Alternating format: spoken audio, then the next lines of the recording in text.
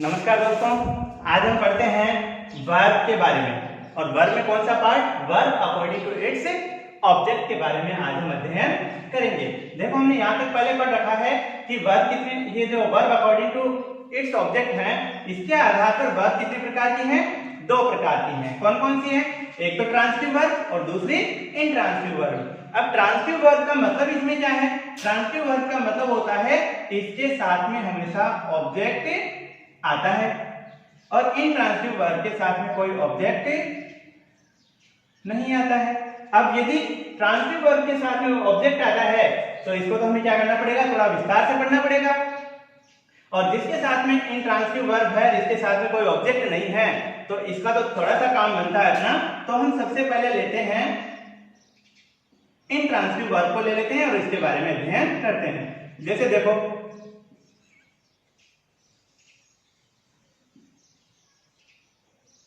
Intransitive verb, इसको हिंदी में क्या बोलते हैं भाई?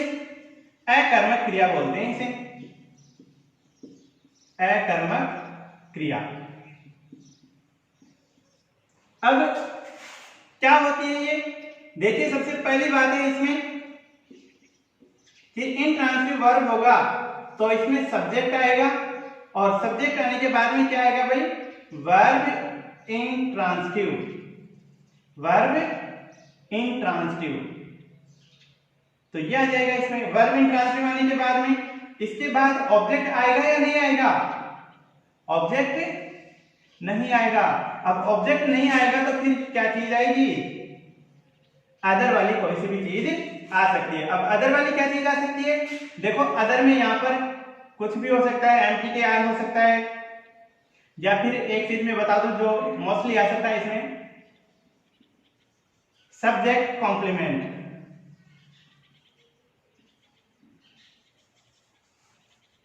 क्या आ सकता है भाई? सब्जेक्ट कॉम्प्लीमेंट्री आ सकता है। क्या आ सकता है? सब्जेक्ट कॉम्प्लीमेंट्री आ सकता है। अब दूसरी बात देखते हैं हम इसमें। दूसरी बात है, यदि इसका ऑब्जेक्ट नहीं आ रहा है, यदि इसमें ऑब्जेक्ट नहीं आ रहा है तो इसका पैसिव बना सकते हैं क्या भाई हम? इसका पैसिव,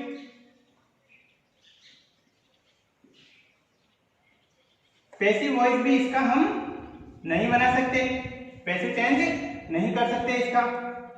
और नंबर थर्ड बात है,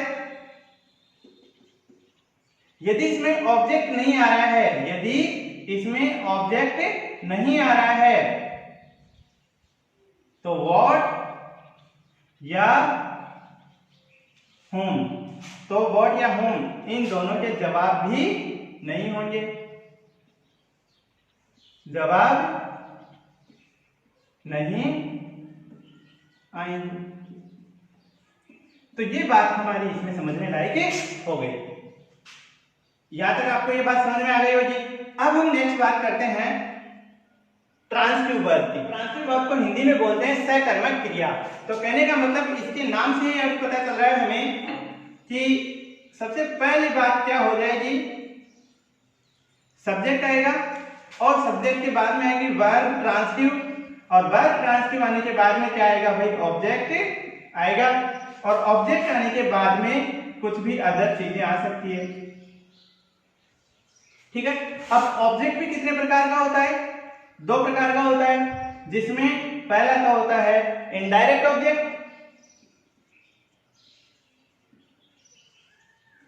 और दूसरा होता है डायरेक्ट ऑब्जेक्ट।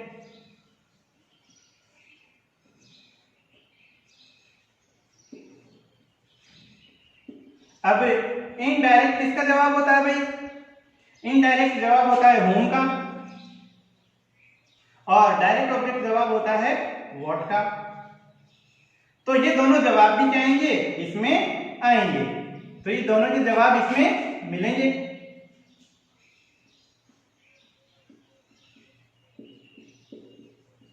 तो ये बात हो गई हमारी कौन कौन सी?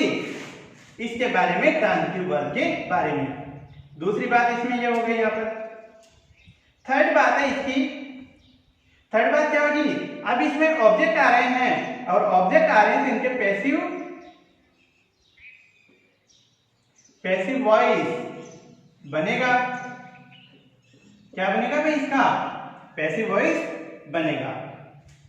अब हम बात करते हैं कि ट्रांजिटिव वर्ब में ऑब्जेक्ट दो प्रकार के आ रहे हैं, डायरेक्ट इनडायरेक्ट ऑब्जेक्ट और डायरेक्ट ऑब्जेक्ट। तो इस आधार पर हम ट्रांजिटिव वर्ब को 3 भागों में बांट सकते हैं। कितने भागों में बांट सकते हैं? 3 भागों में। तो देखते हैं ट्रांजिटिव वर्ब के 3 भाग कौन कौन से हैं।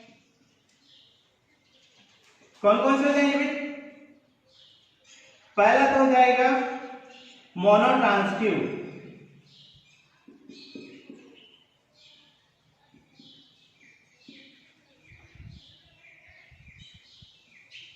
मोनोट्रांजिटिव वर्ब, और मोनोट्रांजिटिव वर्ब को हम हिंदी में कहते हैं एक कर्मक क्रिया।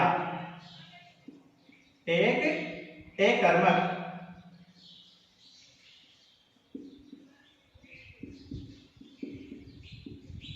जिसमें कितना आएगा? केवल एक कर्म आएगा। नंबर दूसरा है इसमें डाइट्रांजिटिव वर्ब।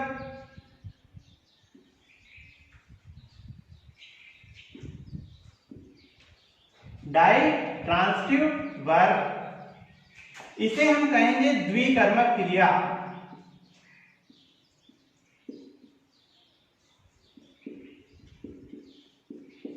और तीसरा आ जाएगा इसमें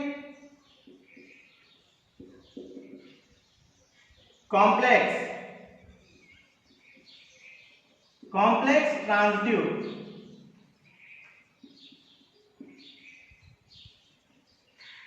कॉम्प्लेक्स ट्रांजिटिव वर्ब, इसे कहेंगे संयुक्त क्रिया।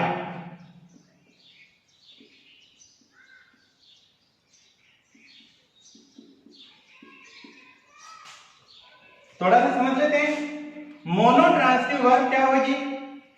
मोनोट्रांजिटिव वर्ब का मतलब होता है जिसमें एक ऑब्जेक्ट होगा। कितने ऑब्जेक्ट होंगे? एक ऑब्जेक्ट होंगे। वह वाक्य जिसमें एक क्रिया के साथ में कितने ऑब्जेक्ट होंगे? एक ऑब्जेक्ट होंगे। डाइट्रांजिटिव वर्ब का मतलब होगा जिस सेंटेंस में वर्ब के साथ 2 ऑब्जेक्ट होंगे।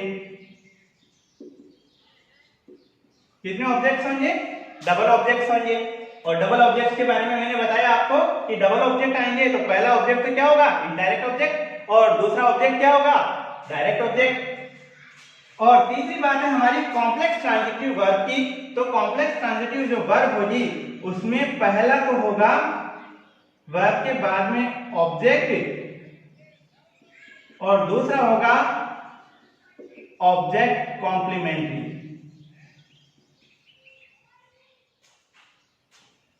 अब ये बात हो गई हमारी यहां पर। तो हम इन तीनों को अलग अलग अध्ययन कर लेते हैं। अब ट्रांजिटिव वर्ब में पहला पार्ट है मोनोट्रांजिटिव वर्ब। मोनो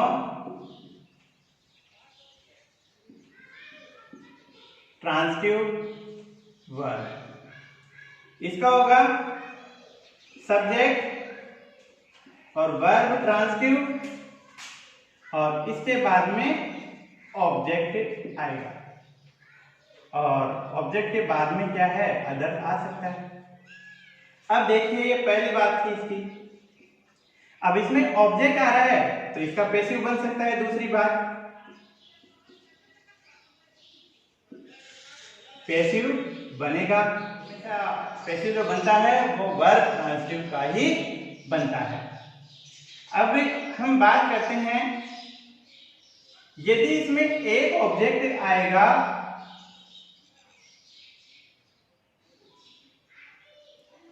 जैसे आई टीच इंग्लिश।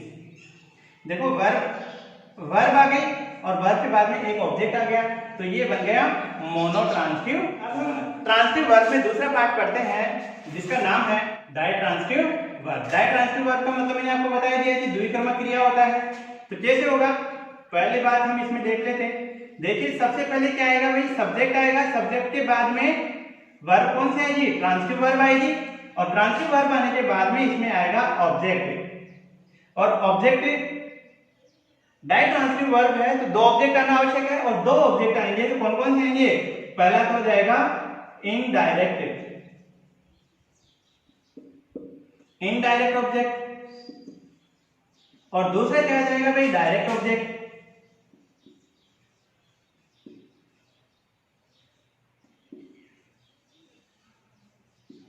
ये हो जाएगा। अब हमारी बात यहां पर शुरू होती है कि इनडायरेक्ट ऑब्जेक्ट और डायरेक्ट ऑब्जेक्ट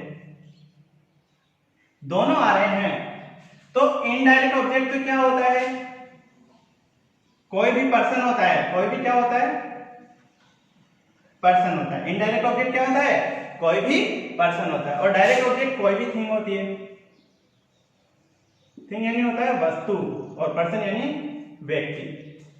अब जो पर्सन होता है वो तो जवाब होता है whom का, पढ़ाया था मैंने आपको ये चीज। और थिंग जो होती है वो जवाब होती है what का।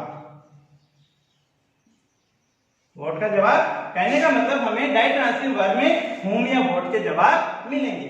यहां पर इसमें क्या है, डायट्रांसिटिव वर्ब में दो ऑब्जेक्ट हैं, तो कहने का मतलब यहां पर क्या हम इनडायरेक्ट ऑब्जेक्ट को पहले लिखें, जरूरी है क्या ये चीज? देखो, इनडायरेक्ट ऑब्जेक्ट को पहले लिखना कोई जरूरी नहीं होता है, परंतु एक बात यह है कि यदि डायरेक्ट ऑब्जेक्ट को पहले लाते हैं तो इनडायरेक्ट ऑब्जेक्ट से पहले हमें टू या फोर का यूज करना पड़ेगा। किसका यूज करना पड़ेगा, टू या फोर का यूज करना पड़ेगा। तो देखिए इधर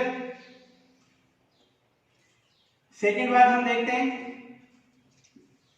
कि सब्जेक्ट के बाद में क्या आएगा, वर्ब ट्रांसिटिव, और वर्ब ट्रांसिटिव के बाद में यदि डायरेक्ट ऑब्जेक्ट को हम पहले लिख देते हैं, डायरेक्ट, तो इसके बाद हमें इनडायरेक्ट ऑब्जेक्ट से पहले टू या फोर का यूज करना पड़ेगा, और इसके बाद में हम लिख सकते हैं इनडायरेक्ट ऑब्जेक्ट। तो इस तरह से हमें क्या करना पड़ेगा, यहां पर टू या फोर का यूज करना पड़ेगा। परंतु ये टू या फोर का यूज हम किस तरह से करेंगे भाई, हैं? तो ये किसके आधार पर होगा, ये टू या फोर का जो यूज होगा ये हमारे वर्ब के आधार पर होगा कि कौन कौन सी वर्ब के साथ में टू आता है और कौन कौन सी वर्ब के साथ में फोर आता है। तो मैं यहाँ पर नॉर्मली आपको कुछ वर्ब्स बता देता हूँ जिनके साथ में फोर का यूज करेंगे, और अन्य जो बाकी बची जो वर्ब है उनके साथ में हम किसका यूज करेंगे, टू का यूज करेंगे। तो देख लेते हैं, buy, purchase, bring, fetch, cook, make, prepare, build. Cook, make, prepare, build. Reserve, save, reserve, save and spare. इन वर्ब्स के साथ में तो हम क्या यूज करेंगे, फॉर लगा करके इनडायरेक्ट ऑब्जेक्ट का यूज करेंगे।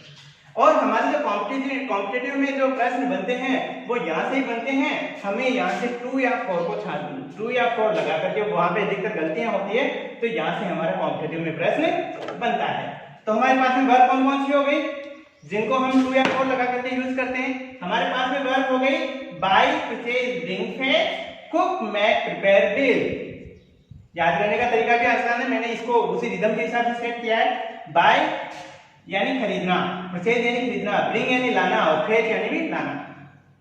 Cook, make, prepare, build. Reserve, save और स्पेयर, इन वर्ब्स के साथ में फोर लगाकर इन डायरेक्ट ऑब्जेक्ट का यूज करेंगे। तो यहां से हमारा प्रश्न बनता है, और ये मोस्ट इंपॉर्टेंट चीज है यहां पर। तो थोड़ा उदाहरण के रूप में समझ लेते हैं। माय सिस्टर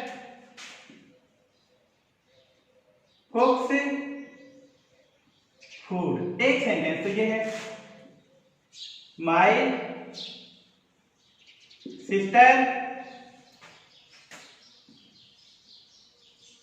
कुक्स मी। दूसरा सेंटेंस ये है।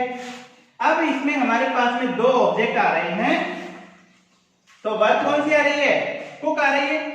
कुक आ रही है तो इस मी को उधर और फूड को इधर लाने के लिए क्या करेंगे, माय सिस्टर कुक्स फूड, और फिर लगाकर हम करेंगे फॉर मी।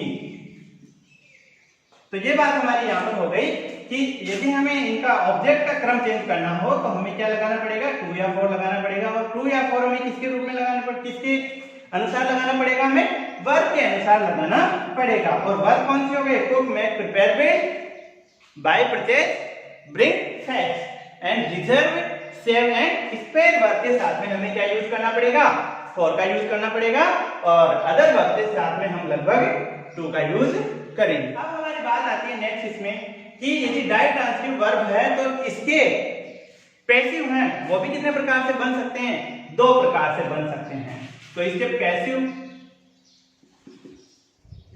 भी कितने प्रकार से बन सकते हैं, दो प्रकार से बन सकते हैं। एक तो इनडायरेक्ट ऑब्जेक्ट से और एक डायरेक्ट ऑब्जेक्ट से। और हमें वही बात ध्यान रखनी है वहां पर कि पैसिव बनाते वक्त हमें टू या फोर का यूज लगाना आवश्यक होगा उस चीज का। अब यदि हम इसका पैसिव बनाते हैं तो जैसे वही सेंटेंस देख लो, माय सिस्टर कुक्स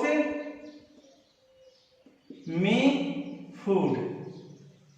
अब हम यहाँ पर इसका पैसिव बनाते हैं तो पैसिव बनाते वक्त हमें तवज्जो किसको देते हैं, ज्यादा हम तवज्जो देते हैं मनुष्य को, पर्सन को तवज्जो देते हैं। तो हमें बनाना किससे होगा, मी से बनाना होगा। तो मी का पैसिव क्या होगा भाई, पैसिव बनाते वक्त आई हो जाएगा। और कुक फर्स्ट फॉर्म आ रही है तो आई के साथ में क्या आ जाएगा, एम, और कुक का क्या बन जाएगा, कुक्ड। अब क्या आ जाएगा, फूड, और किसके द्वारा बना है, बाय माय सिस्टर। तो इस तरह से ये पैसिव बन गया इसका एक। तो दूसरा पैसिव हम बनाना चाहें फूड से, तो फूड से कैसे बनेगा, तो फूड, और फूड एक वचन है तो क्या आ जाएगा, इज, और वर्ब की कौन सी फॉर्म आ जाएगी भाई, थर्ड फॉर्म आ जाएगी, कुक्ड। और अब किसके लिए मी बच रहा है तो फॉर मी, और इसके बाद क्या आ गया, बाय माय सिस्टर। अब हमने क्या किया, यहां पर फूड पहले ले लिया, हमने क्रम चेंज कर दिया इनका, फूड पहले ले लिया तो मी के साथ में इनडायरेक्ट ऑब्जेक्ट से पहले क्या आना चाहिए, फोर आना चाहिए। तो इस वजह से यहाँ पर फोर आ गया, और हमारा सेंटेंस गलत यहाँ पे होता है कि हम बाय लगाएं या फोर लगाएं। तो कॉम्पिटिटिव में हमारा जब प्रश्न गलत जाता है तो वो अधिकतर यहाँ से जाने की संभावना होती है। तीसरी बात करते हैं हम कॉम्प्लेक्स ट्रांजिटिव वर्ब। हम बात करते हैं, इसे हम कहते हैं हिंदी में संयुक्त क्रिया।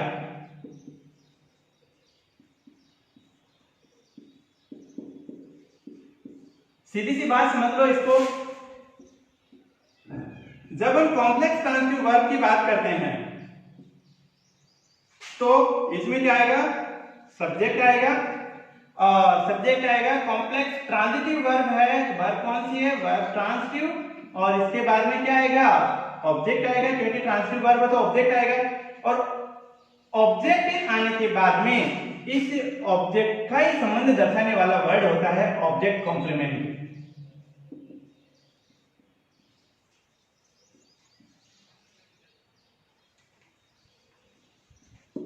Object complement. अब ये ऑब्जेक्ट कॉम्प्लीमेंट क्या होगा भाई, यहां पर कुछ चीज समझ में आएगी हमें। ऑब्जेक्ट कॉम्प्लीमेंट और डबल ऑब्जेक्ट में थोड़ा अंतर होता है। कैसे, जैसे मैं आपके सामने दो सेंटेंस लिखता हूं, वी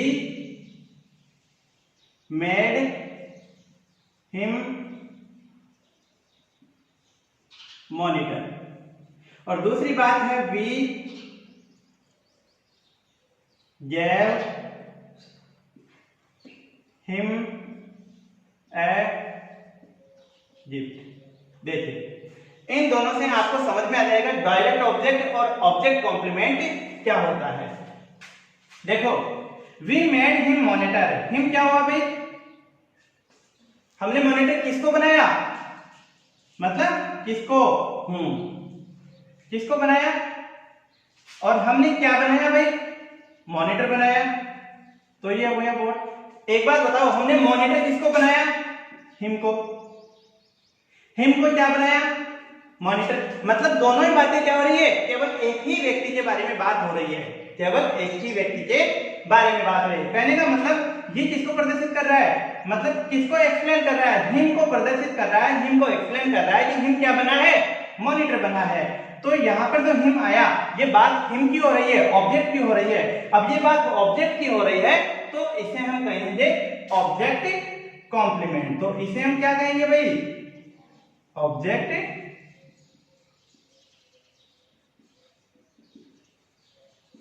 इसे हम कहेंगे ऑब्जेक्ट कॉम्प्लीमेंट। अब हम बात करते हैं यहां पर, मतलब एक बात और देख लो, ऑब्जेक्ट कॉम्प्लीमेंट उसे कहते हैं जिसमें हुम और व्हाट का जवाब एक ही व्यक्ति के बारे में बात कर रहा है। यहां पर ऑब्जेक्ट कॉम्प्लीमेंट किसके बारे में बात कर रहा है?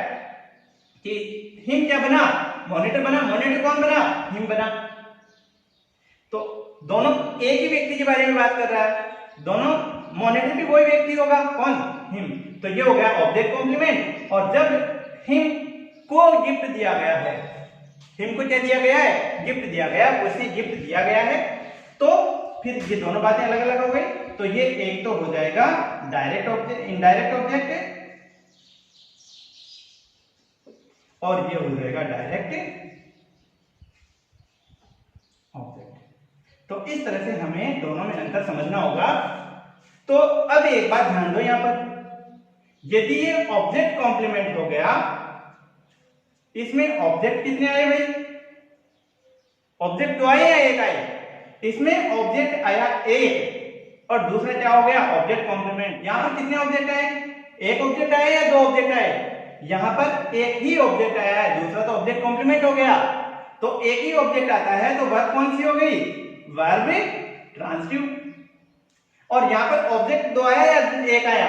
ऑब्जेक्ट यहां पर दो आए हैं, तो यहां पर डाई ट्रांसिटिव वर्ब हो गई, वर्ब डाई ट्रांसिटिव। कौन सी वर्ब हो गई भाई? Verb ditransitive. और आशा है डबल ऑब्जेक्ट में और ऑब्जेक्ट कॉम्प्लीमेंट में अंतर समझ में आया होगा। यहां पर अब हम बात करते हैं कि कॉम्प्लेक्स ट्रांजिटिव वर्ब में ऑब्जेक्ट कॉम्प्लीमेंट कौन कौन हो सकता है भाई? ऑब्जेक्ट कॉम्प्लीमेंट कौन कौन बन सकता है? तो ऑब्जेक्ट कॉम्प्लीमेंट कौन कौन बन सकता है, हम बात कर लेते हैं एक बार इसमें। कि पहली बात तो ऑब्जेक्ट कॉम्प्लीमेंट इसमें नाउन बन सकता है। कौन बन सकता है? नाउन बन सकता है। कौन बन सकता है भाई? नाउन बन सकता है। दूसरी बात है ऑब्जेक्ट कॉम्प्लीमेंट इसमें कौन बन सकता है? एडजेक्टिव बन सकता है।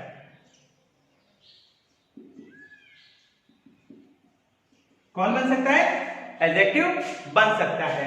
और नेक्स्ट बात है इसमें ऑब्जेक्ट कॉम्प्लीमेंट फोर्थ वर्ब बन सकती है।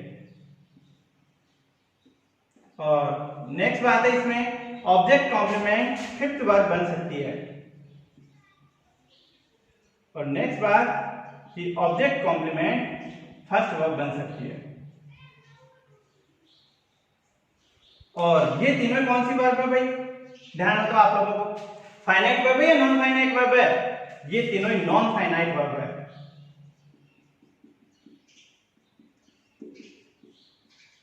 याद आया होगा ये चीज आपको कि नॉन फाइनाइट वर्ब कौन कौन सी है?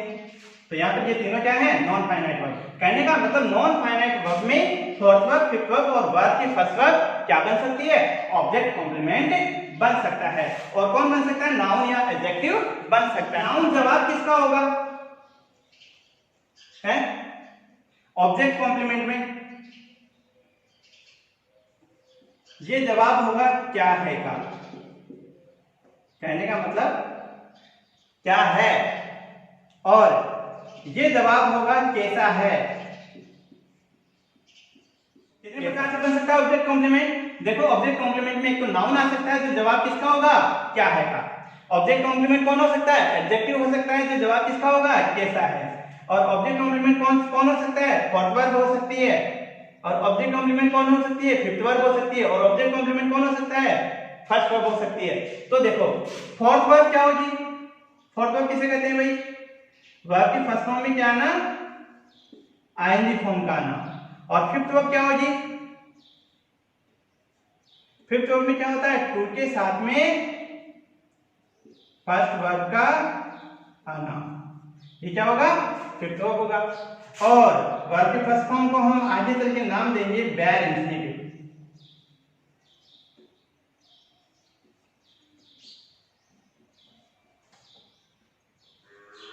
इसे हम क्या कहेंगे, बेयर इंफिनिटिव। तो इसके बारे में हम पढ़ेंगे। तो इनके उदाहरण देखते हैं अलग अलग कि नाउन के साथ में तो कैसे हो सकता है, वर्ब के साथ में कैसे हो सकता है। अब हम इसका क्या करते हैं, नाउन के साथ में इसका उदाहरण देखते हैं, जिसे we made him A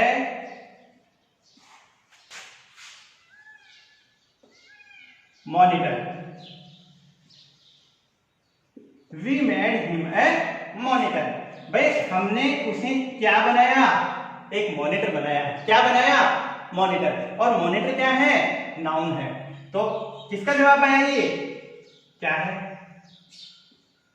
V made him a monitor. हमने उसे क्या बनाया, मॉनिटर बनाया। तो जवाब किसका आया, क्या का। तो इस तरह से ऑब्जेक्ट कॉम्प्लीमेंट कौन हो सकता है, नाउन हो सकता है। दूसरी बात देखते हैं, लेकिन एडजेक्टिव कैसे हो सकता है। जैसे वी मेड हिम फॉलिश। हमने उसे क्या बनाया, मूर्ख बनाया। ये क्या हो गया, एडजेक्टिव। और किसे बनाया जा रहा है, हिम को ही बनाया जा रहा है। हमने क्या बनाया उसे, बात किसकी कर रहे हैं, हिम की। फॉलिश किसको बनाया, हिम को बनाया। और हिम को क्या बनाया, फॉलिश बनाया। दोनों बातें इन दोनों की इर्द गिर्द है। तो ये क्या हो गया, एडजेक्टिव हो गया। तो इस तरह से हमें ऑब्जेक्ट कॉम्प्लीमेंट्री के रूप में क्या मिल सकता है, हमें एडजेक्टिव मिल। अब हम नेक्स्ट बात करते हैं कि फोर्थ वर्ब कैसे यूज करेंगे। जैसे देखो, we kept him waiting। We kept him waiting। हमने उसे इंतजार करवाया। हमने उसे क्या करवाया भाई, इंतजार। इंतजार किसे करवाया, उसे क्या करवाया, इंतजार। दोनों इसी की बात है। We kept him waiting। तो दोनों ही बात इसी की है। तो इस तरह से हम क्या कर सकते हैं, वेटिंग यूज हो रहा है। वेटिंग कौन सी वर्ब है, फोर्थ वर्ब है। तो इस तरह से ये क्या हो गया, ऑब्जेक्ट कॉम्प्लीमेंट। क्या हो गया भैया, ऑब्जेक्ट कॉम्प्लीमेंट हो गया। तो इस तरह से हम फोर्थ वर्ब को भी किस रूप में यूज कर सकते हैं, कॉम्प्लीमेंट के रूप में यूज कर सकते हैं। Number 4, we told him to wait.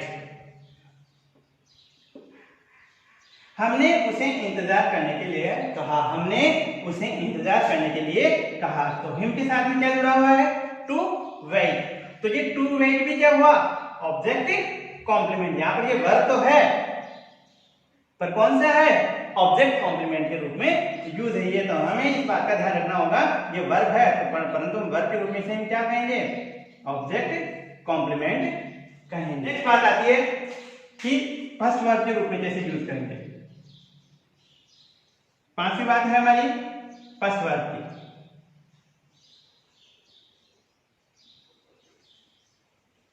First verb किस तरह से ये बनेगा, ऑब्जेक्ट कॉम्प्लीमेंट। देखो, we let him wait. We let him wait. क्या हुआ, वी लेट हिम वेट। तो क्या हुआ भैया, हमने उसे इंतजार करने दिया। हमने उसे इंतजार करने दिया। तो लेट के साथ में क्या यूज किया हमने, फर्स्ट फॉर्म। तो फर्स्ट फॉर्म भी किस रूप में यूज हो गई, ऑब्जेक्ट कॉम्प्लीमेंट के रूप में यूज हो गई। इस तरह से हमने आज के इसमें पढ़ा वर्ब के बारे में अध्ययन किया। तो ऑब्जेक्ट कॉम्प्लेक्स ट्रांजिटिव वर्ब कितने प्रकार से आ सकती है, नाउन के रूप में आ सकती है, एडजेक्टिव के रूप में आ सकती है, फोर्थ वर्ब के रूप में आ सकती है, फिफ्थ वर्ब के रूप में आ सकती है और फर्स्ट वर्ब के रूप में आ सकती है। आशा है आपको आज का टॉपिक समझ में आया होगा। और आपसे एक रिक्वेस्ट है, यदि आपको मेरे लेसन समझ में आ रहे हैं तो मेरे चैनल को सब्सक्राइब कर उस पर कमेंट और लाइक जरूर करें और ज्यादा से ज्यादा शेयर करने की कोशिश करें। धन्यवाद।